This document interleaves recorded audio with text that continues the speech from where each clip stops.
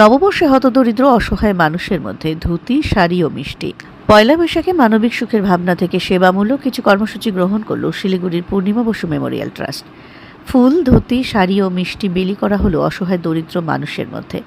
কয়েক ঘন্টা ধরে শিলিগুড়ির বিভিন্ন প্রান্ত ঘুরে প্রকৃতই নিঃস্ব আর্ত কয়েকজনকে খুঁজে পেলেন ওই ট্রাস্টের চেয়ারম্যান তথা বিশিষ্ট সমাজসেবী নীতিশ বসু।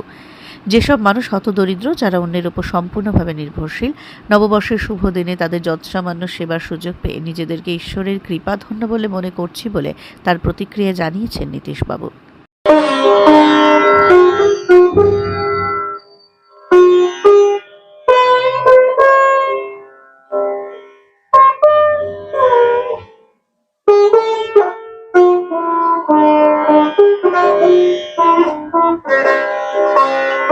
একটু মুখ দাও, এটা মুখ দাও, এটাতে একটু মুখ দাও, কাটো কাটো,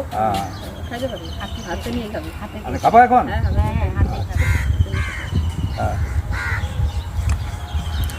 ওং শান্তি, ওং শান্তি, ওং শান্তি, ওং শান্তি, ওং শান্তি, প্রণাম। ওং শান্তি, ওং শান্তি, ওং শান্তি।